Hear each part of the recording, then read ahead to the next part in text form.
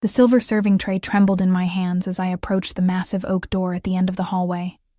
My throat tightened with each step across the marble floor, my footfalls muffled by the plush Persian runner. 6 months I'd worked in this mansion, yet the East Wing still felt forbidden, dangerous, like walking into the den of a predator. Remember, eyes down, speak only when spoken to, Mrs. Russo had instructed during my first week as a maid. The head housekeeper's words echoed in my mind as I balanced the breakfast tray.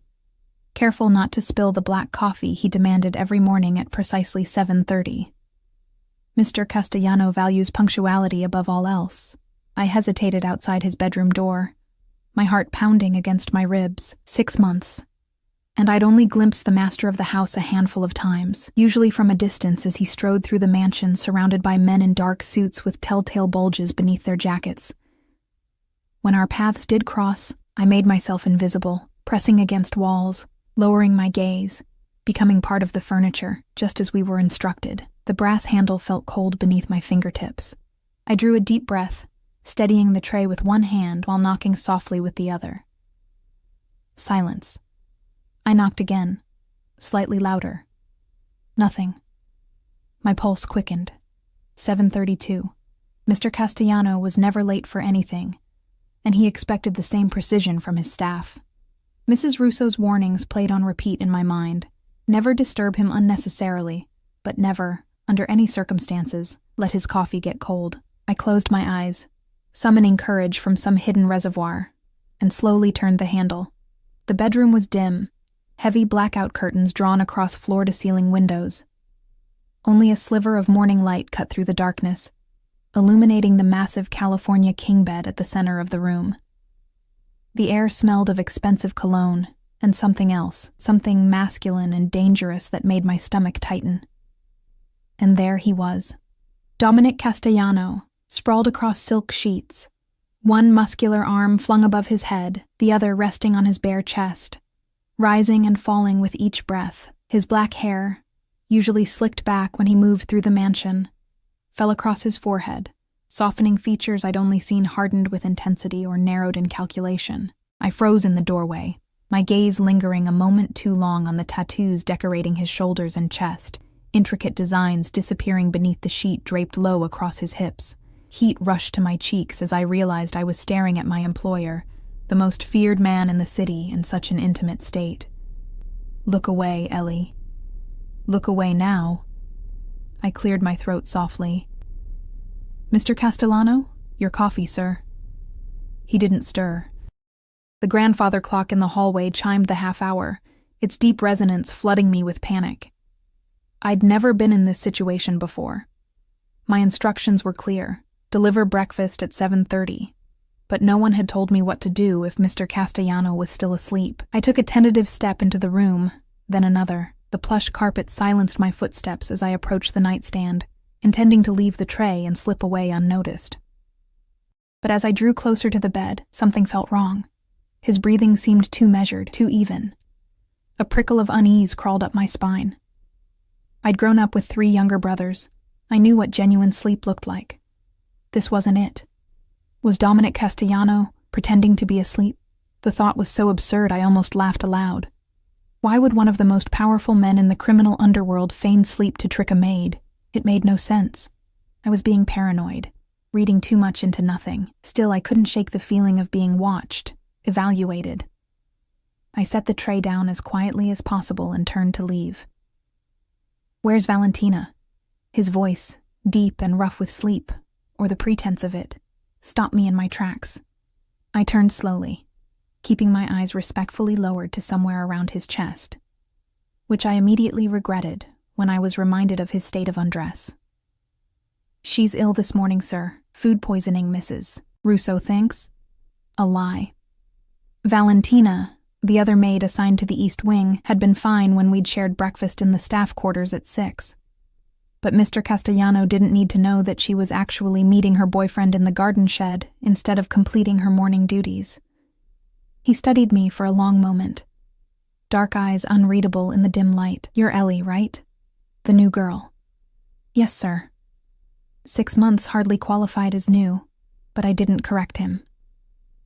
Elizabeth Hayes. He sat up, sheet pooling around his waist, and reached for the coffee. I should have been dismissed, should have backed away and returned to my duties. But something in his expression held me in place. He sipped the coffee, eyes never leaving mine. "Perfect," he murmured, though whether he meant the coffee or something else I couldn't tell. "You'll replace Valentina this morning." My heart sank. "Sir?" "I have guests arriving at noon. I need the blue guest suite prepared." He set down the cup with deliberate precision. "Valentina usually handles it, but since she's indisposed, the responsibility falls to you. The blue guest suite. Even among the staff, that room was spoken of in whispers. Located in the most secluded part of the East Wing, it was used exclusively for Mr. Castellano's most important visitors. No one but Valentina was ever allowed to prepare it, and none of us were permitted inside once guests arrived. I don't know the protocol for the blue suite, sir. Perhaps Mrs. Russo could— Mrs. Russo is busy with lunch preparations." His tone left no room for argument. "Valentina keeps detailed instructions in the linen closet beside the suite. Follow them to the letter." "Yes, sir." He smiled then, the expression transforming his face from intimidating to devastating. In that moment, I understood how Dominic Castellano had built an empire. That smile could make anyone, man or woman, want to please him, want to earn his approval. "Thank you, Ellie." The unexpected courtesy caught me off guard. Mr. Castellano wasn't known for thanking the staff. "You're welcome, sir." I backed toward the door, unwilling to turn my back on him, as if he were indeed the predator my instincts warned me about. Just as I reached the threshold, his voice stopped me again. "And Ellie, tell Valentina I hope she feels better soon. Food poisoning can be most unpleasant." There was something in his tone, a knowing edge, that sent a chill down my spine. He knew. Somehow he knew she was lying. "I'll tell her, sir." I fled down the hallway, heart hammering. Only when I reached the service stairs did I allow myself to breathe normally again. I needed to warn Valentina, but first, I had to check the blue suite's mysterious protocols. The linen closet beside the blue guest suite was immaculate, everything labeled and organized with military precision. A leather-bound notebook sat on the middle shelf. "Blue Suite Protocols," embossed in gold on its cover. I flipped it open, scanning the handwritten instructions. Fresh linens, specific thread count. Egyptian cotton towels warmed to precise temperatures. Crystal decanters filled with particular spirits. All expected for a luxury guest room. But as I read further, my blood ran cold. Hidden panels to be checked and secured. Recording equipment to be tested. Two-way mirrors to be cleaned with special solution that wouldn't damage the surveillance technology behind them. A list of items to be refreshed in the suite's safe. Syringes, zip ties, soundproofing materials. This wasn't a guest room. It was an interrogation chamber disguised as luxury accommodations. I closed the notebook with trembling hands, suddenly understanding why Valentina was one of the few staff with access to this room. She wasn't just a maid, she was complicit in whatever happened here. "There you are." I jumped at the sound of Valentina's voice, nearly dropping the notebook. She stood in the doorway, cheeks flushed from her rendezvous, dark hair slightly mussed despite her attempts to smooth it. "Jesus, Val, you scared me." I struggled to keep my voice steady. "I thought you were meeting Marco." She waved a dismissive hand. "He had to start his shift early. What are you doing here? This isn't your section." I held up the notebook. "Castellano asked me to prepare the blue suite, since you're supposedly sick with food poisoning." Her olive complexion paled. "He knows I wasn't sick?" He strongly implied it. "Said to tell you he hopes you feel better soon, in a way that made it clear he knows you're lying." I handed her the notebook. "What is all this, Val? What kind of guests need surveillance and restraints?" Valentina grabbed my arm, pulling me deeper into the linen closet and shutting the door behind us. The small space felt immediately claustrophobic, filled with the scent of lavender and fear. "Listen to me carefully, Ellie." Her Italian accent thickened with urgency. "What Mr. Castellano does in this house is not our business. We clean, we serve, we keep our heads down and our mouths shut. That's how we stay alive. But, no buts." Her fingers dug into my arm. "Do you know what happened to the maid before you? Maria? She asked too many questions, saw too much. One day she was here, the next, poof, gone without a trace. Cold dread pooled in my stomach. Are you saying he killed her? Valentina released my arm, rubbing her forehead wearily. I'm saying we're replaceable, Ellie. All of us. Mr. Castellano pays well and doesn't bother us if we follow his rules. That's the deal. And if the rules include helping him torture people? She flinched at my bluntness. Today's guest is Mikhail Petrov. Russian. Very dangerous man, but he's been skimming from Mr. Castellano's drug shipments for months. How do you know all this? A bitter smile twisted her lips. Because I listen. Because unlike you, I don't pretend this is just a normal household with a normal employer. She leaned closer. And because Marco isn't just a groundskeeper. He's Mr. Castellano's cousin and one of his lieutenants. The revelation hit me like a physical blow.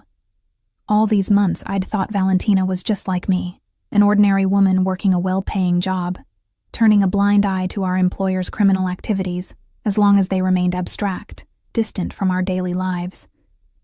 Is that why you applied to work here? Because of Marco? She nodded. We've been together 3 years. Mr. Castellano doesn't approve of Marco dating staff, so we keep it secret. She clutched my hands. Please, Ellie. You can't tell anyone what you've seen. Not just for my sake, but for yours too. The desperation in her eyes frightened me more than anything I'd read in the notebook. I won't say anything, I promised, the words ashen on my tongue. But I can't prepare that room, Val. I can't be part of whatever happens there. She exhaled with relief. I'll do it. I'll tell Mrs. Russo I'm feeling better.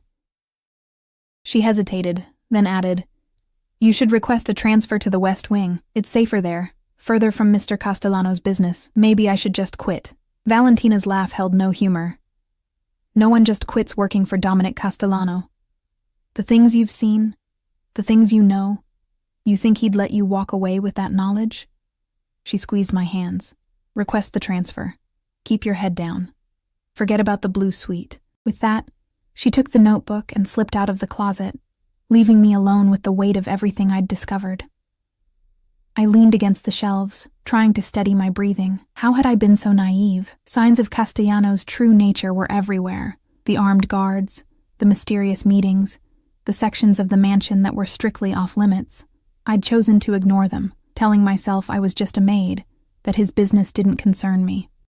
That comfortable illusion had shattered. Now I was complicit too, trapped in a gilded cage with a predator who pretended to sleep while watching his prey, testing their loyalty, waiting for them to make a fatal mistake. I needed to get out, but Valentina was right. People like Dominic Castellano didn't simply let employees resign, especially ones who knew too much. I needed a plan, needed time. As I finally left the linen closet, I felt a prickling sensation at the back of my neck, the unmistakable feeling of being watched. I turned slowly, scanning the empty hallway, and froze when my eyes caught a tiny red light blinking from a decorative wall sconce. Cameras. Of course there were cameras. Had they captured my conversation with Valentina? Had Castellano been watching us the entire time? I forced myself to continue walking, maintaining an appearance of normalcy while my mind raced with implications. If he had heard us, what would happen? Would we both disappear like Maria? My only hope was to pretend I knew nothing, to play the role of the obedient, unquestioning maid. And meanwhile, I would plan my escape from the mansion and from Dominic Castellano. I spent the rest of the morning in a fog of anxiety, mechanically completing my assigned tasks while jumping at every shadow. The West Wing suddenly seemed like a distant paradise, though it was merely a corridor and 2 staircases away. Mrs. Russo had frowned when I requested the transfer, her penciled eyebrows drawing together in suspicion. The East Wing is short-staffed as it is, she'd said, making a note in her leather-bound planner. Mr. Castellano specifically requested you this morning. He must see something in your work. The thought made my skin crawl. I didn't want Dominic Castellano to notice anything about me. Invisibility was safety. I'll consider it, she'd finally conceded. But for now, continue your regular duties. So I dusted, polished, and vacuumed, all while feeling like a mouse scurrying under the watchful eyes of a hawk. By lunchtime, my nerves were frayed to breaking point. I retreated to the staff dining room, hoping for a moment's respite. Valentina was already there, picking at a salad, her usual animation replaced by tense silence. She barely acknowledged me when I sat across from her with my sandwich. "Is everything okay?" I whispered. Though we appeared to be alone, she glanced up, her dark eyes hollow with fear. "He wants to see us both, after lunch, in his study." The sandwich turned to sawdust in my mouth. "Why?" He didn't say. Neither of us spoke further, the weight of dread making conversation impossible. I forced myself to eat, knowing I'd need strength for whatever was coming. But each bite threatened to choke me. At precisely 1 o'clock, we stood outside Castellano's study, 2 lambs awaiting slaughter. Valentina knocked, her knuckles white against the dark wood. "Enter," came his voice, smooth and commanding. The study was a testament to old-world power. Mahogany bookshelves lined with leather-bound volumes, a massive desk that dominated the space, and behind it, Dominic Castellano. Gone was the vulnerable man I'd glimpsed in bed that morning. This version wore a charcoal suit that fit his broad shoulders like armor, hair perfectly styled, expression unreadable. "Valentina." He nodded to her, then shifted his gaze to me. "Elizabeth." The use of my full name startled me. I couldn't recall ever telling him anything but Ellie. "I trust you're feeling better," he addressed Valentina, one dark eyebrow raised in subtle mockery. She paled but maintained her composure. "Yes, sir. Much better." "Good." He leaned back in his leather chair, fingers steepled beneath his chin. "I've been reviewing the household security footage from this morning." My heart plummeted. So he had seen our conversation in the linen closet. "Interesting viewing," he continued. "I'm particularly fascinated by conversations about staff members who allegedly disappeared." His gaze cut to Valentina. "Maria, was it?" Valentina trembled beside me, her breathing shallow. "Sir, He raised a hand, silencing her instantly. "Maria Rodriguez requested a transfer to my Miami property last spring. She currently manages the household staff there, a significant promotion from her position here." His eyes narrowed. "She didn't disappear. She was rewarded for her loyalty and discretion." Heat rushed to my face. I stared at the intricate pattern of the Persian rug beneath my feet, mortified and terrified in equal measure. Which brings me to my current dilemma. Castellano stood, his height imposing even from behind the desk. "I have 2 employees discussing sensitive matters in whispers, spreading rumors. And worst of all..." He walked around the desk, moving with predatory grace, planning to leave my employment without proper notice. He stopped directly in front of us, close enough that I could smell his cologne. Sandalwood, and something darker, more primal. "Sir?" Valentina began, her voice quavering. "We weren't..." "Don't lie to me." The softness of his tone made it more frightening than a shout. "I'm not a patient man, but I am a fair one. I pay exceptionally well. I provide comfortable quarters, quality meals, generous time off. In return, I expect 2 things: excellence and loyalty." He turned to me then, dark eyes boring into mine. "Elizabeth seems to have concerns about certain aspects of my business. Concerns that have her questioning her continued employment here." I swallowed hard, finding my voice from some reserve of courage I didn't know I possessed. "I apologize for any disrespect, Mr. Castellano. I was startled by what I saw this morning." A flicker of something, surprise perhaps, crossed his features before the mask of control returned. Honesty, refreshing. He returned to his chair, gesturing for us to sit in the 2 leather seats opposite his desk. We obeyed instantly. "Let me be clear," he said, once we were seated. "What happens in this house, particularly in the Blue Suite, is not the concern of my household staff. Your job is to maintain the appearance of a normal, if luxurious, private residence. Nothing more, nothing less." He fixed his gaze on me. "However, Elizabeth, since you've expressed such curiosity, perhaps a change in your role would be appropriate." My mouth went dry. "Sir." Valentina has served as both maid and assistant during certain business meetings. With my operation expanding, I find I need another trusted person in that capacity. He smiled, the expression not reaching his eyes. "You've shown yourself to be observant, discreet in your duties if not in your private conversations, and clearly intelligent. I don't understand. I'm offering you a promotion. Higher pay, more responsibility, and most importantly, a more complete understanding of what happens in this house. No more rumors, no more speculation. You'll know exactly what you're a part of. The implication was clear, deeper complicity in exchange for security. And if I decline? I asked, my voice barely audible. Castellano's smile widened fractionally. Then you remain in your current position. Continue your excellent work as a maid, and forget everything you think you know about the Blue Suite, though I suspect your curiosity would make that difficult. It wasn't a threat, not explicitly, but the subtext was unmistakable. Knowledge was dangerous, but deliberate ignorance after glimpsing the truth might be even more so. I accept, I said, the words spilling out before I could reconsider. Valentina made a small noise beside me, something between a gasp and a whimper. Castellano ignored her, his focus entirely on me. Excellent. You'll begin tomorrow. Report to my office at 8 instead of your usual duties. He turned his attention to Valentina. As for you, your indiscretion with Marco ends now. She flinched as if struck. Marco and I have been conducting an affair against house rules for 3 years. Yes, I'm aware. His tone remained conversational, but his eyes had hardened to obsidian. Marco's familial connection affords him certain privileges, but they don't extend to undermining my authority by encouraging staff to lie about their whereabouts. Tears welled in Valentina's eyes. Please, sir. We love each other. Castellano's expression remained impassive. Love is a luxury in our world, Valentina. One that must be earned through unwavering loyalty, he sighed, almost regretful. You'll be transferred to my property in California, effective immediately. No.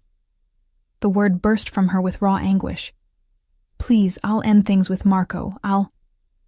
The decision is made. Castellano pressed a button on his desk phone. Mrs. Russo will help you pack. A car will take you to the airport in 2 hours. The door opened behind us, and Mrs. Russo entered, her face a mask of professional detachment. Come along, Valentina, she said gently. I watched, paralyzed with shock and guilt, as Valentina was led away, her tear-streaked face turning back to me with an expression of betrayal that would haunt my dreams for months to come. When the door closed, leaving me alone with Castellano, the silence stretched between us like a living thing. You're wondering if you've made a terrible mistake, he said finally, accurately reading my expression. I nodded, not trusting myself to speak. Understandable. He stood and moved to a cabinet, withdrawing a crystal decanter. Drink? No, thank you. He poured himself 2 fingers of amber liquid, swirled it thoughtfully. Valentina will be fine. California is hardly a punishment. In fact, many would consider it a reward. He took a sip. But she needed to understand that actions have consequences. And Marco? A shadow crossed his face. Family is complicated. Marco will be reassigned to security rather than groundskeeping. His talents are wasted trimming hedges anyway. I gathered my courage. Did you really pretend to be asleep this morning? To test us? The question clearly surprised him. He laughed, the sound rich and unexpected. Direct, aren't you? Yes. I sometimes test my staff. People reveal their true nature when they believe no one is watching. And what did I reveal? Castellano studied me over the rim of his glass. Perception. Intuition. You sensed I was awake when most wouldn't have noticed. You lied to protect Valentina initially, showing loyalty. Yet when confronted with troubling information, you questioned it rather than blindly accepting. He set down his glass. Those are valuable qualities, Elizabeth. I prefer Ellie, I said, surprising myself with the assertion. He tilted his head slightly, assessing me. Ellie, then. Though Elizabeth suits you better, it has gravitas. The familiar way he spoke my name sent an unwelcome shiver down my spine. Not entirely from fear. What exactly will my new role entail? I asked, desperate to redirect the conversation. You'll maintain the appearance of a maid to outsiders, but you'll also attend certain meetings, record conversations, and occasionally assist with special guests. Like Mikhail Petrov, The name slipped out before I could stop myself. Castellano's expression darkened. Valentina has a loose tongue. Yes, like Petrov. He moved around the desk again, leaning against it directly in front of me, invading my space. He's been stealing from me for months. Today he'll confess and return what he's taken, and if he doesn't, the smile that curved his lips held no warmth. He will. I should have been repulsed, should have been planning my escape, finding a way out of this mansion and the web Castellano was weaving around me. Instead, I found myself morbidly curious about him, about his world, about the power he wielded so effortlessly. "Why me?" I asked. "There are dozens of staff members. Why choose me for this promotion?" He reached out, his fingers brushing a strand of hair from my face with surprising gentleness. I froze, caught between the urge to recoil and a treacherous desire to lean into his touch. "Because you see me, Ellie, not just Dominic Castellano the boss, the figurehead. You see beneath the surface." His hand dropped away. "That's rare, and dangerous." The grandfather clock in the hallway chimed twice, breaking the strange tension between us. Castellano straightened. "Petrov will be arriving soon. I need to prepare." He returned to his seat, dismissing me with a nod. "Get some rest this afternoon. Tomorrow will be educational." I rose on unsteady legs, moving toward the door with as much dignity as I could muster. As my hand touched the knob, his voice stopped me one last time. "Elizabeth." I turned, finding his dark gaze fixed on me with unsettling intensity. "Remember that everything in this house happens for a reason, including your presence here." The words followed me like a shadow as I fled to my room, locking the door behind me, as if it could keep out the implications of what had just transpired. I sank onto my bed, mind racing. In the space of a single day, I'd gone from anonymous maid to... what? Accomplice? Confidant? Target? I moved to the window, staring out at the manicured grounds that suddenly felt like the perimeter of a beautiful prison. Guards patrolled the gates, their weapons visible even from this distance. In the garden below, I spotted Marco, his handsome face twisted with grief, as a senior security officer spoke to him, likely delivering the news about Valentina. My chest ached with guilt. She'd been sent away while I'd been promoted, all because I'd shown qualities that Dominic Castellano found useful. What did that say about me? A black SUV with tinted windows rolled up the circular driveway, flanked by two identical vehicles. From the center car emerged a heavy-set man with silver hair, his expensive suit failing to disguise the hardness in his bearing. Mikhail Petrov, I presumed. Castellano appeared on the front steps to greet him, all smiles and open arms. The perfect host welcoming an honored guest. No one watching would guess that the blue suite had been prepared for an interrogation rather than rest. I pulled the curtains closed, unable to watch the charade. Tomorrow, I would begin my new role in Castellano's empire. Tonight, I needed to decide who I wanted to be in this dangerous new reality. Victim, survivor, or something more complicated than either. Because one thing was becoming terrifyingly clear. Dominic Castellano had plans for me that went far beyond household duties, and I was already too entangled to simply walk away. Sleep eluded me that night. I tossed and turned in my small but comfortable staff bedroom, replaying the day's events on an endless loop. Each time I closed my eyes, I saw Valentina's face, streaked with tears as Mrs. Russo led her away. I saw Marco in the garden, shoulders slumped in defeat, and most disturbingly, I saw Dominic Castellano's dark, penetrating gaze as he brushed the hair from my face, his touch lingering a moment too long. By the time dawn broke, I'd made no concrete plans beyond simple survival. Observe, learn, and find a way out that wouldn't end with me disappearing or being transferred to another property in Castellano's vast empire. At least, not without my consent. I dressed with extra care, eschewing my usual maid's uniform for the only professional outfit I owned. A charcoal pencil skirt, cream blouse, and sensible black heels I'd brought for job interviews before landing the position at the mansion. The reflection in the mirror looked like a stranger, part secretary, part woman playing dress-up in clothes she didn't quite belong in. At precisely 8 o'clock, I knocked on Castellano's office door, my heart hammering against my ribs. "Enter." He sat behind his massive desk, papers spread before him, reading glasses perched low on his nose. an oddly humanizing detail that caught me off guard. He glanced up, eyes flickering over my appearance with an approving nod, before removing his glasses. "Good morning, Elizabeth." "Good morning, Mr. Castellano."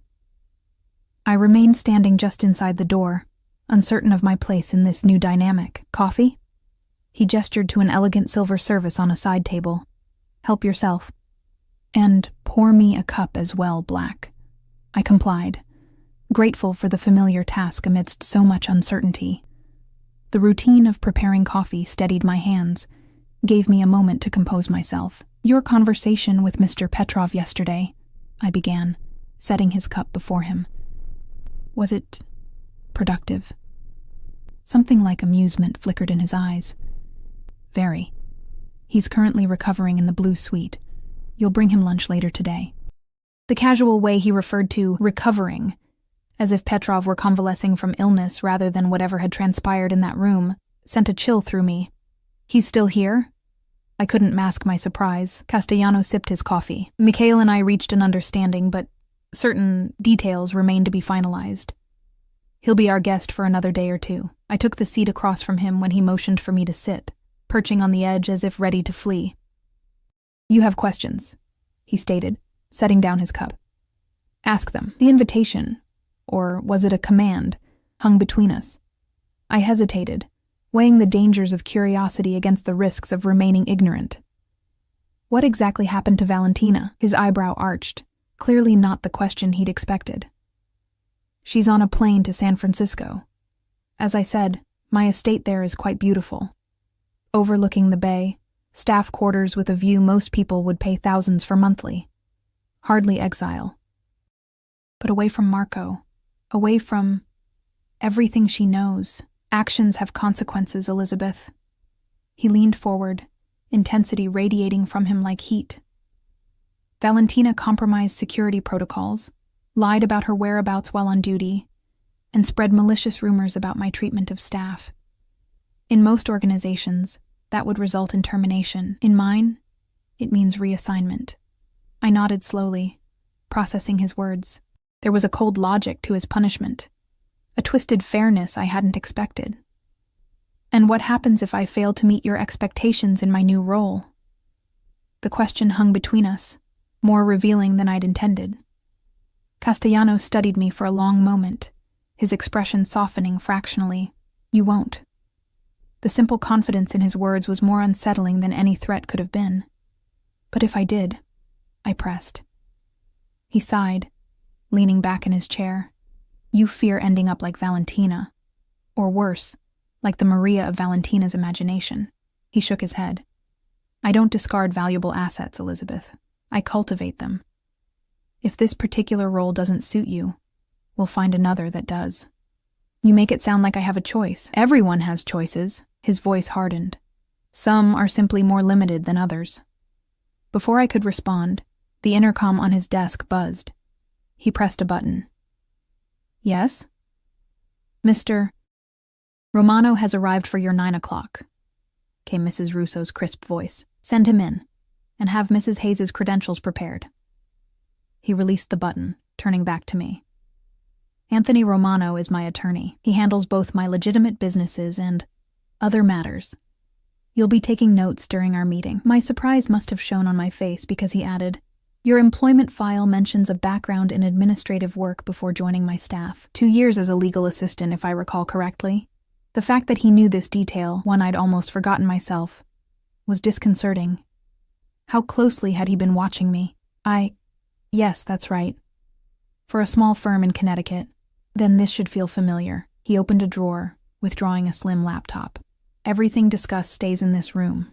You'll type notes on this computer, which remains here. The document is automatically encrypted." A knock at the door interrupted us. Castellano called for the visitor to enter, and a distinguished man in his 60s stepped in, silver-haired and impeccably dressed in a tailored navy suit. His keen blue eyes assessed me immediately. "Dominic," he greeted warmly, before turning to me with polite curiosity. "And who might this be?" "Anthony. Meet Elizabeth Hayes, my new assistant." Castellano's emphasis on the last word carried weighted meaning. "Elizabeth, Anthony Romano, who keeps me on the right side of the law, usually. Romano's handshake was firm, his smile not quite reaching his eyes. Pleasure, Ms. Hayes. I wasn't aware Dominic was looking for an assistant. A recent development, Castellano replied smoothly. Elizabeth has shown exceptional awareness that suits her for more responsibility. The attorney's smile tightened almost imperceptibly. I see. Well, shall we begin? We have several matters to discuss. For the next hour, I typed as the men discussed property acquisitions, investment opportunities, and charitable donations, all seemingly legitimate business affairs. Just as I was beginning to wonder if I'd misunderstood Castellano's criminal empire, the conversation shifted. About the situation in Jersey City, Romano said, his tone deliberately casual. Our friends there are becoming impatient with the current arrangement. Castellano's expression darkened. The Moretti family agreed to our terms. 6 months exclusive distribution rights in exchange for our support during their difficulties with the Russians. They're claiming the arrangement has become untenable. Losses exceeding projections by 30%. Bullshit. The crude word sounded strange in Castellano's cultured voice. They're skimming and blaming market conditions, just like Petrov. Romano sighed, removing his glasses to polish them with a silk handkerchief. I advised against the partnership from the beginning. The Morettis have always been unreliable. Have Salvatore review their books. If they're lying, we'll need to renegotiate from a position of strength.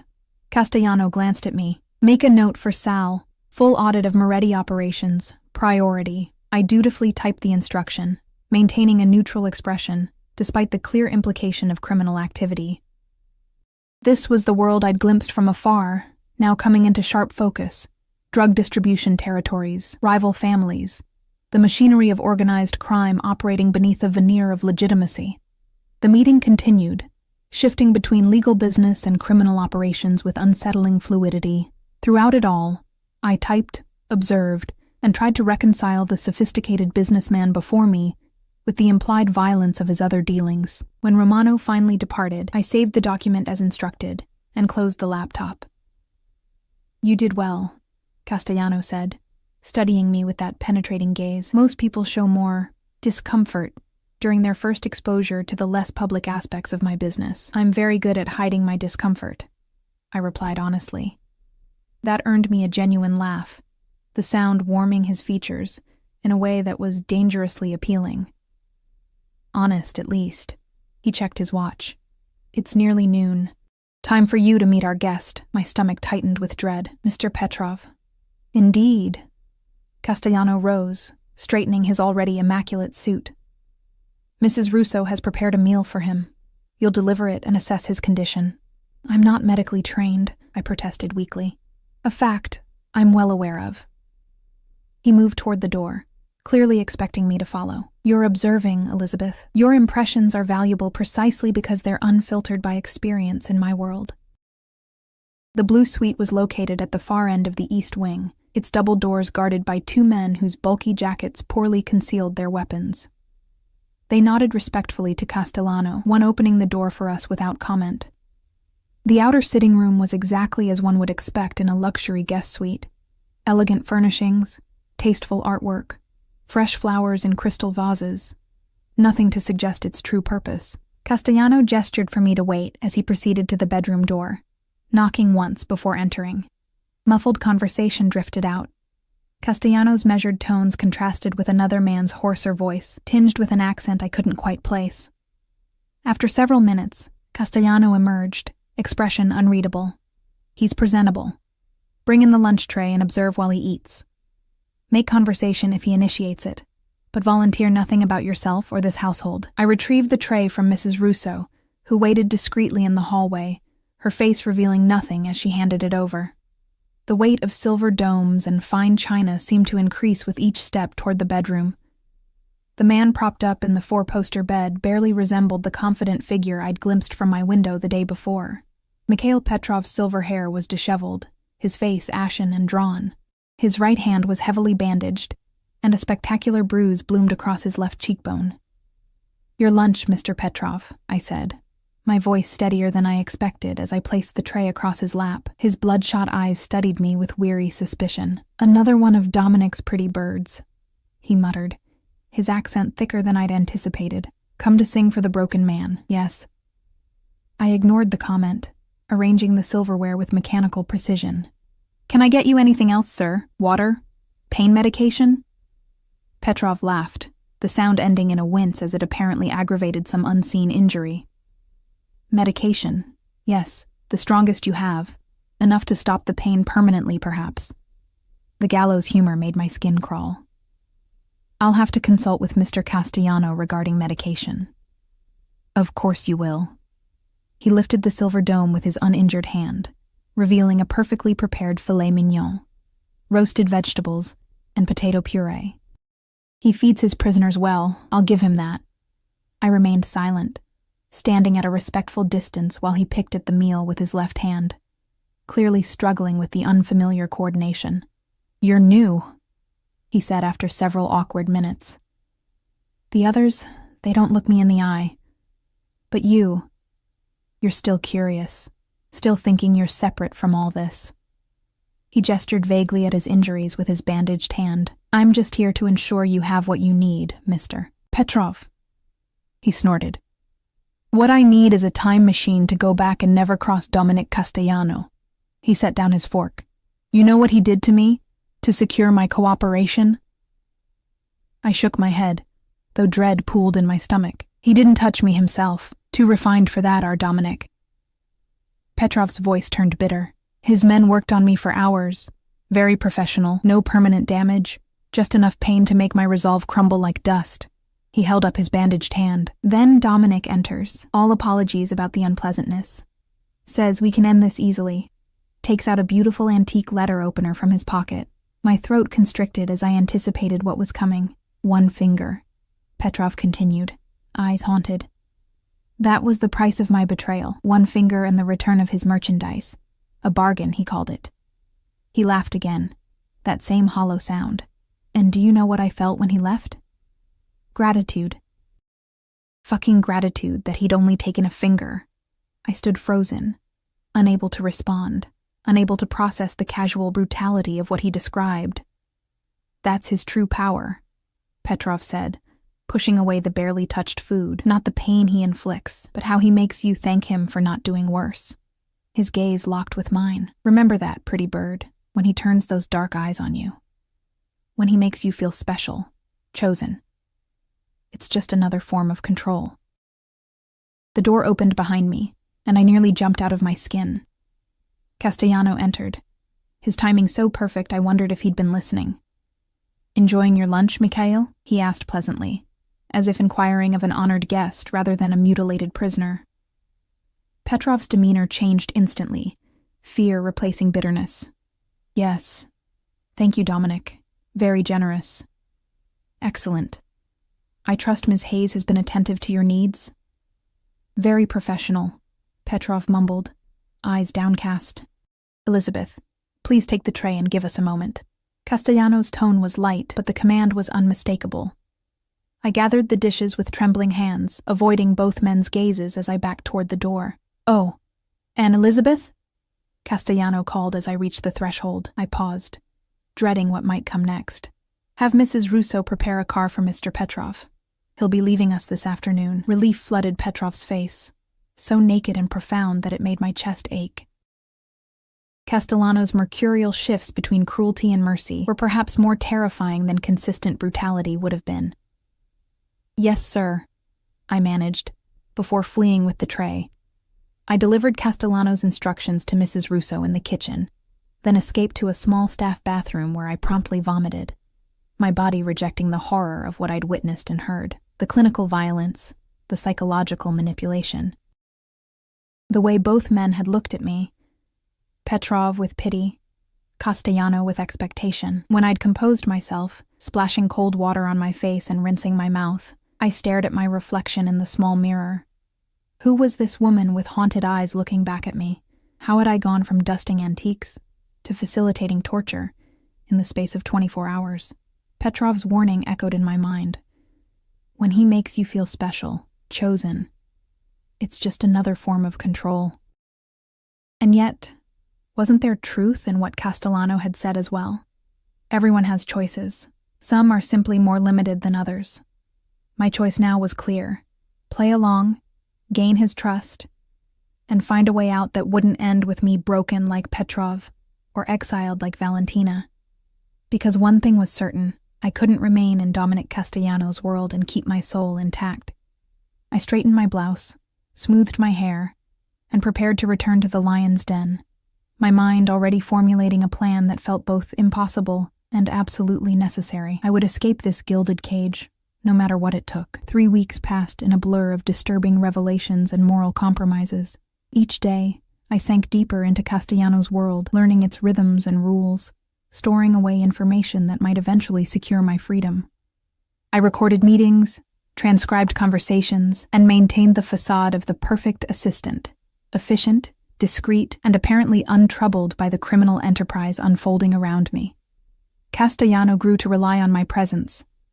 What had begun as note-taking expanded into managing his schedule, screening calls, and occasionally accompanying him to restaurants or legitimate business functions. To the outside world, I was simply his capable assistant. Within the mansion, everyone from Mrs. Russo to the security team now deferred to me as Castellano's trusted proxy. The power was as intoxicating as it was terrifying. "You've exceeded my expectations," Castellano remarked one evening as we worked late in his study, reviewing property acquisitions for a new restaurant, a legitimate business used to launder less legitimate income. "Most people in your position would have broken by now." I looked up from the spreadsheets, maintaining my carefully constructed mask of professional detachment. "I'm adaptable." "Indeed." He leaned back in his chair, studying me with that penetrating gaze that still made my heart race, though whether from fear or something else I couldn't always tell. "But adaptation isn't the same as acceptance." I set down my pen. "Is acceptance what you want from me, Mr. Castellano?" He smiled slightly. "After 3 weeks, I think you've earned the right to call me Dominic, at least in private." The implied intimacy of the permission wasn't lost on me. It represented a shift in our dynamic. Another step toward the invisible line separating professional distance from dangerous closeness. "Is acceptance what you want from me, Dominic?"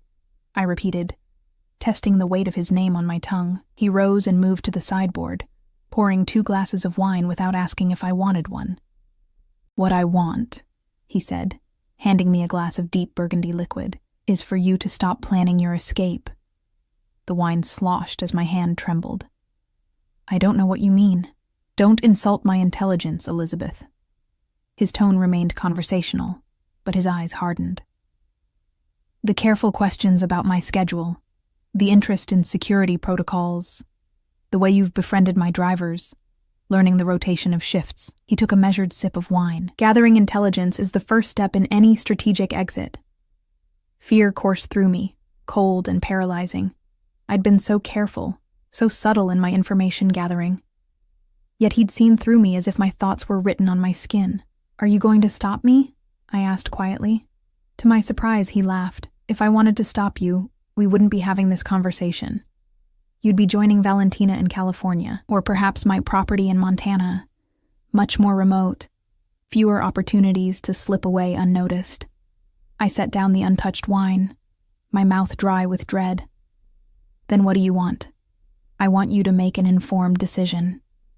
He moved closer, perching on the edge of his desk mere inches from where I sat. "You've seen the ugly parts of my world, Elizabeth. The violence, the retribution, the necessary evils of maintaining power." I thought of Petrov's bandaged hand, of whispered conversations about rivals who had disappeared, of ledgers tracking drug shipments and protection payments. "Yes," I whispered. "I've seen enough." "But you haven't seen everything." His voice softened. "The 300 jobs created by my legitimate businesses. The addiction recovery center I fund anonymously on the East Side. The families of fallen associates whose children's education I ensure is paid through college." I frowned, thrown off balance by this unexpected perspective. "You're saying the good outweighs the bad?" "I'm saying there's balance in all things." He reached out, tucking a strand of hair behind my ear, his fingers lingering against my cheek. "Including me." I should have pulled away from his touch. Instead, I found myself leaning into it, starved for gentle human contact after weeks of fear and isolation. Why are you telling me this? My voice sounded strange to my own ears. Breathless, vulnerable. His thumb brushed my cheekbone with surprising tenderness. Because I don't want you to leave, Elizabeth. And I'd rather convince you to stay willingly than force the issue. The admission hung between us, raw and honest in a way little else in this house had been. I searched his dark eyes, looking for manipulation or deceit, but found only intensity and something that looked disturbingly like genuine desire. I need time, I managed, pulling back from his touch before I could forget all the reasons to fear this man. To think. He nodded, returning to his chair with fluid grace, as if our moment of intimacy had never happened.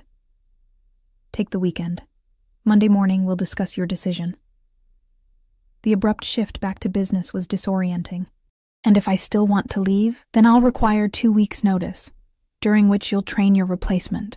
His smile held no warmth, and signed several extremely comprehensive non-disclosure agreements, of course.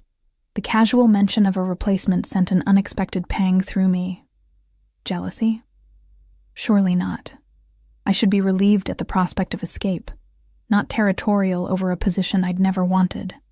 Of course, I echoed, gathering my papers with hands that only slightly trembled. Will that be all for tonight? He nodded, already turning his attention back to the documents before him. Good night, Elizabeth. Good night, Dominic. I retreated to my room, mind spinning with the implications of our conversation. He'd known about my escape plans all along, yet had allowed me to continue. Why? As a test? A game? Or was his stated desire for me to stay voluntarily genuine? More troubling was my own reaction to his touch, to the intimacy he'd offered so unexpectedly. Stockholm Syndrome, I told myself firmly, a psychological response to prolonged captivity and stress. Nothing more. Yet as I lay in bed that night, it wasn't fear that kept me awake, but the memory of his fingers against my skin and the unwelcome warmth they had ignited. Saturday morning dawned bright and clear, a beautiful autumn day that seemed at odds with my turmoil. I dressed in jeans and a sweater, civilian clothes that reminded me I was a person outside of this mansion and its master. Mrs. Russo raised an eyebrow when I appeared in the kitchen, my casual attire marking me as off-duty. Mr. Castellano mentioned you'd be taking personal time this weekend, she said, sliding a cup of coffee across the counter. Any plans? The question seemed innocent, but in this house, nothing was without layers. Just catching up on reading, maybe a walk in the gardens. She nodded, apparently satisfied with my mundane intentions. The roses are particularly lovely this time of year, near the south gate, especially. I froze with the cup halfway to my lips. The south gate was the least guarded entrance to the property, a fact I'd noted during my careful reconnaissance. Was Mrs. Russo suggesting? Before I could decipher her meaning, Marco entered the kitchen, his handsome face drawn with tension. Since Valentina's departure, he'd been a ghost of his former self, performing his security duties with mechanical precision. Mrs. Hayes, he acknowledged me with a curt nod. Marco. I hesitated, then added, How are you holding up? His jaw tightened. Fine. Thank you for asking. The formal response was belied by the raw pain in his eyes. Mrs. Russo busied herself at the stove, giving us a semblance of privacy. I lowered my voice. Have you heard from her? From Valentina? Once, he admitted quietly. A phone call, 2 weeks ago. She's adjusting. The word seemed to cost him physically. She says the California estate is beautiful. Golden Gate visible from her window, just as Castellano had claimed. A gilded cage, but a cage nonetheless. I'm sorry, I offered inadequately. For my part in what happened, Marco's expression softened slightly. It wasn't your fault.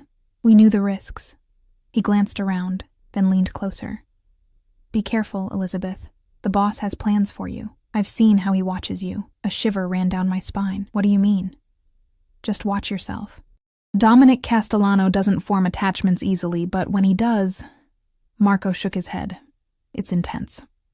Before I could press for details, another security team member called for Marco from the doorway. He excused himself, leaving me with more questions than answers, and the unsettling implication that Castellano's interest went beyond my usefulness as an assistant. I spent the morning wandering the extensive gardens, ostensibly enjoying the last warm days before winter, but actually contemplating my options. Castellano had offered what appeared to be a clean exit: 2 weeks' notice, paperwork, and freedom. It seemed too easy after everything I'd witnessed. And yet, what if it was genuine? What if I could simply walk away? As I approached the south gate, I noted the security camera aimed at the entrance was tilted slightly away. Maintenance issue or deliberate blind spot? The guard stationed at the small gatehouse was engrossed in his phone, barely glancing up as I strolled past. I could leave now. Walk through that gate, catch a taxi at the main road, and disappear before Castellano realized I was gone. The temptation was nearly overwhelming. Beautiful day for contemplating life-altering decisions, isn't it? I whirled around to find Dominic himself standing a few feet behind me, dressed casually in dark jeans and a gray cashmere sweater that softened his usually imposing presence. Without his suits and the backdrop of his office, he looked almost normal, handsome in a way that made my pulse quicken despite everything I knew about him. "You're having me followed," I accused, embarrassment heating my cheeks at being caught so obviously eyeing my potential escape route. "Not at all. I often walk the grounds on weekends." He fell into step beside me, as if we were simply colleagues enjoying the gardens. The mansion can feel confining, even to someone who owns it. The irony of his statement wasn't lost on me. "Is that why you're really keeping me here? You're lonely?" The question was bolder than I'd intended, but his casual appearance and the open sky above us made me reckless. Dominic considered me for a long moment. Loneliness implies a lack of people.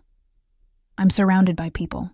He gestured toward the mansion. Employees, associates, sycophants aplenty, but not equals, I guessed. Something flickered in his eyes, surprise perhaps at my perception. "Few people in my position have equals, Elizabeth. It's the nature of power. It sounds isolating. It can be." He stopped walking, turning to face me fully. But then someone comes along who sees past the power, past the wealth and influence, to the person beneath. His gaze held mine, intense and searching. Someone who isn't afraid to challenge them, to question their choices, to make them reconsider their path. My heart hammered against my ribs. "I think you're confusing Stockholm Syndrome with genuine connection." He laughed, the sound rich and warm in the autumn air, always direct. "It's refreshing." His expression grew serious. "You're free to leave, Elizabeth. The gate is right there. I won't stop you." I glanced toward the south gate, so tantalizingly close. "Just like that?" "Just like that," he confirmed. "Though I hope you'll stay and hear me out first." Curiosity, my greatest weakness in this place, got the better of me. "I'm listening." Dominic gestured toward a stone bench overlooking a small koi pond. We sat, a careful distance between us, the late morning sun warming the air around us. "I built my first company at 19, he began, surprising me with a personal revelation. A legitimate security firm, nothing to do with my family's less reputable businesses. I wanted something of my own, something clean. I watched his profile as he spoke. The strong jaw, the slight furrow between his brows as he recalled his past. It was successful beyond my expectations. By 25, I had contracts with major corporations, a growing staff, a future that could have taken me completely away from my family legacy. He paused, his expression darkening. Then my father was killed. Rival organization. The old rules of respect and territory meant nothing to them. "I'm sorry," I said reflexively, then wondered why I was offering sympathy to a man who had ordered torture. He acknowledged my words with a slight nod. With my father gone, our family business was vulnerable. My choices were simple: walk away and watch everything collapse, or step in. His hands clasped together, knuckles whitening. I chose to step in, to protect what was ours, to ensure those loyal to my father wouldn't suffer. It became the very thing you'd tried to escape, I observed quietly. His gaze met mine, surprise and something like respect flickering in his dark eyes. "Yes, but I brought my legitimate skills with me: organization, strategy, vision. I transformed an old-school criminal operation into a modern enterprise, minimized violence, expanded legitimate holdings, yet you still cut off Petrov's finger, I challenged. Yes, he admitted without hesitation. Because in my world, betrayal must have consequences. Visible, memorable consequences that discourage others from similar choices. He sighed, running a hand through his dark hair. I don't expect you to understand or approve. I'm simply offering context. Why? Why does it matter what I think of you? The question hung between us, more revealing than I'd intended. Dominic turned toward me, his knee nearly touching mine on the narrow bench. Because in 3 weeks, you've seen me more clearly than people who have known me for years. You don't flinch from the ugliness, but you don't dismiss the possibility of something better either. His voice lowered. You make me want to be the man I intended to become before fate intervened. The raw honesty in his voice stole my breath. This wasn't manipulation or seduction, or if it was masterfully done. This was a glimpse of the man beneath the Mafia boss, the road not taken. I don't know what to say to that, I admitted.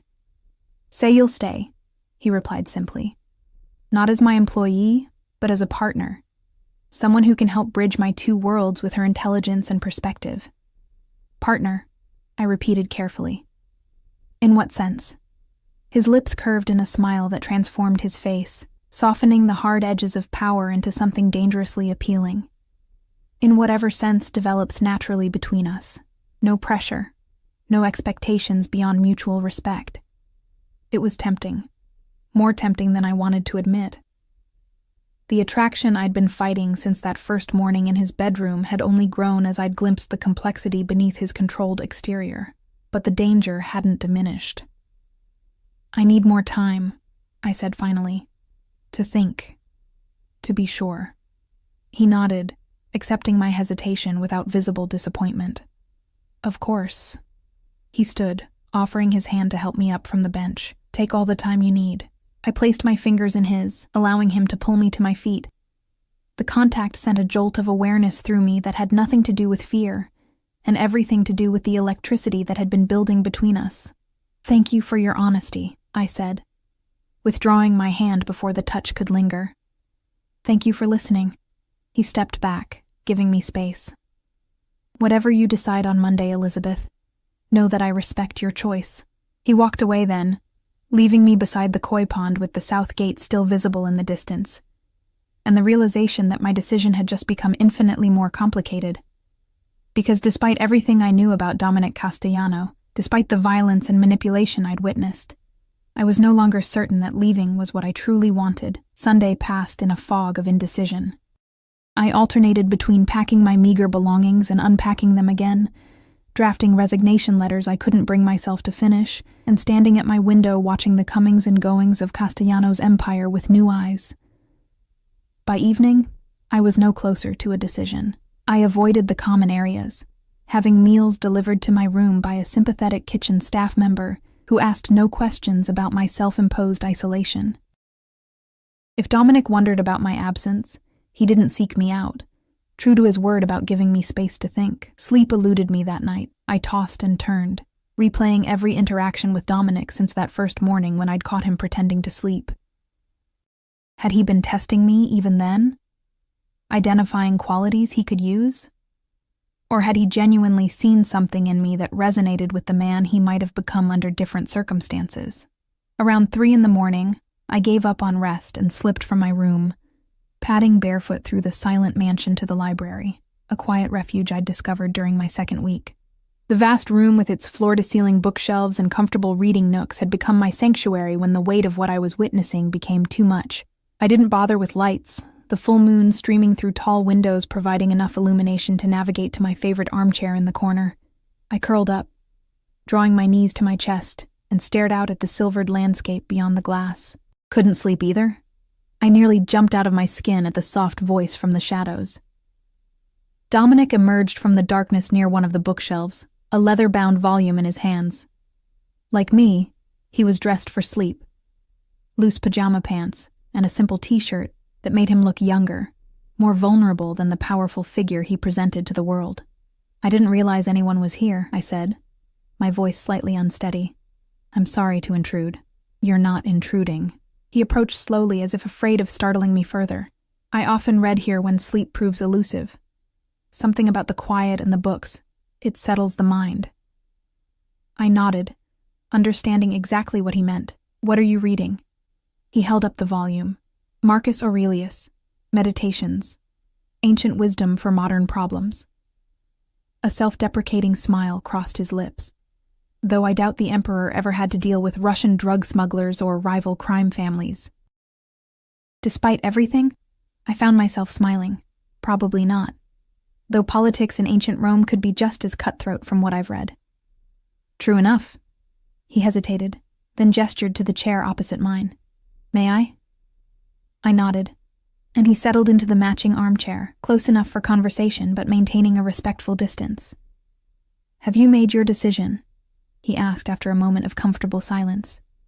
No, I admitted. Every time I think I have, I change my mind again. He studied me in the moonlight, his expression thoughtful. What's the strongest argument for leaving? The directness of the question caught me off guard. You cut off a man's finger, I said bluntly. You ordered Valentina sent away from the man she loved as punishment for lying about her whereabouts. You run a criminal enterprise that profits from drugs, violence, and fear. He didn't flinch from the accusations. All true. And for staying? I hesitated, the answer more difficult to articulate. I think you want to be better, to find a path back to the man you intended to be before your father died. And perhaps I could help with that. Is that enough? He asked softly. To counterbalance the darkness you've seen? I don't know.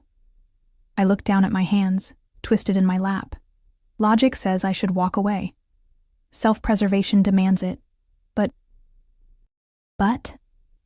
I met his gaze, moonlight casting shadows across features I'd grown to know intimately over the past weeks, but I've never felt more alive than I have here. More seen. More, I struggled for the right word, essential. He supplied. Yes.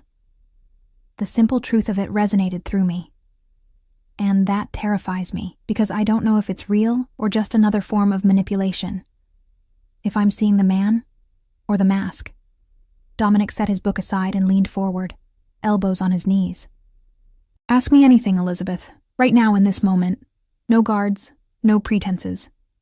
Test whether what you're seeing is real. The invitation hung between us, weighted with possibility. I considered carefully, wanting a question that couldn't be deflected with practiced charm or calculated vulnerability. Do you regret it? I asked finally. Becoming this version of yourself instead of the legitimate businessman you wanted to be? Pain flickered across his features, so raw and genuine it couldn't be feigned. Every day, he admitted, his voice barely audible. I've built something powerful, protected my family's interests, secured a future for countless people who depend on me. But the cost? He shook his head. The cost has been my soul, piece by piece, decision by decision. The naked honesty in his voice made my chest ache. Then why continue? You have legitimate businesses now. Resources, connections. You could walk away. Could I? His smile held no humor. The moment I show weakness, everything collapses. Rivals move in, territory is lost, and the people under my protection suffer. It's a machine that requires constant maintenance, constant vigilance. He ran a hand through his disheveled hair. But recently I've been considering alternatives. What kind of alternatives? A 5-year exit strategy, consolidation of legitimate holdings, strategic divestment from certain activities, strengthening alliances that could maintain stability during a transition. His eyes held mine. It would be complex, dangerous even, but possible, with the right partner. Someone with perspective, intelligence, and the moral compass I sometimes find compromised. The implication was clear, and it stole my breath. You're offering me a role in reshaping your entire empire. I'm offering you the chance to help me find redemption, if such a thing is possible for someone like me. He reached across the space between us, palm up in invitation. It would mean staying in this world for now, witnessing things that might trouble your conscience, making difficult compromises, but with a purpose beyond survival or ambition. I stared at his outstretched hand, the decision crystallizing with unexpected clarity. If I stay, I said carefully, I need guarantees. No more fingers cut off. No more terrorizing people like Petrov. Business still requires consequences for betrayal, he countered. But perhaps less. Medieval methods could be employed. And Valentina returns, if she wishes to. His expression tightened. She violated security protocols. Because she was in love, I pressed. You separated them as punishment, not because either posed a genuine threat to your operation. Marco is miserable, and I suspect Valentina is too, regardless of her ocean view. He considered for a long moment, then nodded. I'll offer her the choice to return, with clear understanding of expectations going forward. And one more thing. I hesitated, then forced myself to continue. Whatever happens between us personally, whether this becomes a professional partnership or something more, I need to know I'm free to leave if it doesn't work out. No consequences, no threats. My choice, always. Agreed. His voice was solemn, the promise carrying the weight of an oath. Your freedom is non-negotiable, Elizabeth. I want you to stay because you choose to, not because you fear the alternative. His hand remained extended between us, patient and steady. After everything I'd witnessed, after all the moral compromises and fear, I should have turned away, should have stuck to my plan to escape. Instead, I placed my hand in his. His fingers closed around mine, warm and strong, the connection sending a current of awareness through my entire body. For a breathless moment, we remained linked in the moonlight, the physical touch a symbol of a deeper commitment neither of us had anticipated 3 weeks ago. So, I said softly, where do we begin? With trust. He rubbed his thumb across my knuckles, the gentle motion at odds with the power I knew those hands possessed, and with this. He leaned forward slowly, giving me every opportunity to pull away. When I didn't, his lips met mine in a kiss that was surprisingly tender, a question rather than a demand. I answered by sliding my free hand to the nape of his neck, drawing him closer, deepening the contact. The spark that had been building between us ignited into flame, desire, and connection, intertwining until I couldn't distinguish one from the other. When we finally separated, both breathing unsteadily, I saw vulnerability in his eyes I'd never glimpsed before, hope, mingled with uncertainty. I want you to know, he said, his voice rougher than usual, that this, us, it isn't a condition of our arrangement. The professional partnership stands regardless. I know. And somehow, I did know. Whatever his flaws, whatever darkness lived inside him, manipulation in this moment wasn't part of it. I'm choosing this too, Dominic, eyes open. He brushed a strand of hair from my face, the gesture achingly familiar now. Then we begin at dawn, a new direction for both of us. 6 months later, I stood at the window of Dominic's, our private office, watching as Valentina crossed the garden path below, her hand intertwined with Marco's. She had returned from California 3 months ago, initially wary, but gradually softening as she witnessed the changes taking place throughout the organization. They look happy, Dominic observed, coming to stand behind me, his arms encircling my waist as he followed my gaze. They are, I confirmed, leaning back against his chest. Valentina told me they're talking about marriage. Good. His chin rested on my shoulder, a casual intimacy that still surprised me sometimes. They deserve happiness after everything. I turned in his arms, studying the face that had become beloved despite, or perhaps because of all its complexities. Speaking of happiness, Romano called, the paperwork for the Miami restaurant sale is complete. Dominic smiled, satisfaction evident in his expression. Another piece of our exit strategy falling into place, and the transition of the Jersey City territory? Peaceful, as we'd hoped. The Moretti family was amenable to our terms once they understood the long-term benefits. He tucked a strand of hair behind my ear, a gesture that had become his signature. Your suggestion to offer them legitimate investment opportunities as part of the agreement was inspired. I accepted the compliment with a nod, no longer uncomfortable with my role in reshaping his empire. The past 6 months had been a careful dance of dismantling criminal operations while strengthening legitimate ones, of maintaining power while preparing to redirect it entirely. Not all transitions had been bloodless. There had been resistance, threats, even an attempt on Dominic's life that still haunted my dreams. But we had weathered each challenge together, his strategic brilliance complemented by my moral compass and fresh perspective. And somewhere along the way, what had begun as attraction deepened into something neither of us had dared name until recently. "I have something for you," Dominic said, reaching into his pocket.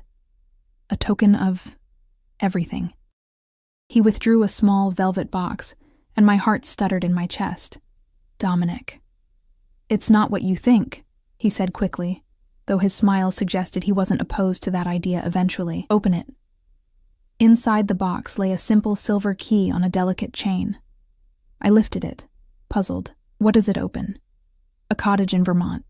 30 acres of privacy, a stream running through the property, mountains in the distance." His eyes held mine. "Serious now. Our sanctuary, when this is all finished. A place to begin again, away from the world we're leaving behind." Tears pricked my eyes as I understood the significance. It wasn't just a gift, it was a promise. A future beyond the mansion and its shadows, beyond the empire we were carefully dismantling. "It's perfect," I whispered, allowing him to fasten the chain around my neck. The key settled against my skin, its weight reassuring. "How much longer do you think? Until we're free?" 2 years, perhaps 3. He traced the line of the chain with gentle fingers. "The foundations are set. Romano has structured the legitimate holdings to operate independently. The transition plans for the remaining territories are in motion." I nodded. Having reviewed the documents myself, suggested refinements to minimize potential violence during the power shifts. "And when it's done? What then?" Dominic's smile held a boyish quality I'd grown to cherish. Glimpses of the man he might have been without his father's legacy. "Anything we want. Consulting, investments, perhaps that security firm I started at 19, reimagined for a new era. With a partner who keeps you on the right side of the law?" I teased, though we both knew my role was far more integral than moral guidance. "With a partner in every sense." His expression grew serious. "You took a chance on me, Elizabeth. On us, when you had every reason to walk away." I touched his face, tracing the strong jaw that no longer tensed with constant vigilance. "And you're becoming the man you were meant to be. The one who got derailed by circumstance and choice. Because of you," he said simply. "With me," I corrected. "The potential was always there." He captured my hand, pressing a kiss to my palm that sent warmth spiraling through me. "Either way, I'm grateful. For the morning you caught me pretending to sleep. For your courage in staying. For everything since." The grandfather clock in the hallway chimed noon, reminding us of the meeting scheduled with legitimate investors interested in expanding Dominic's restaurant chain across the East Coast. "Duty calls," I sighed, reluctant to break the moment. "For now." He kissed me once, briefly, but with a promise of more later. "But Vermont awaits when we're ready." As we prepared to meet the investors, I touched the key hanging around my neck, a tangible reminder of the future we were building, step by careful step.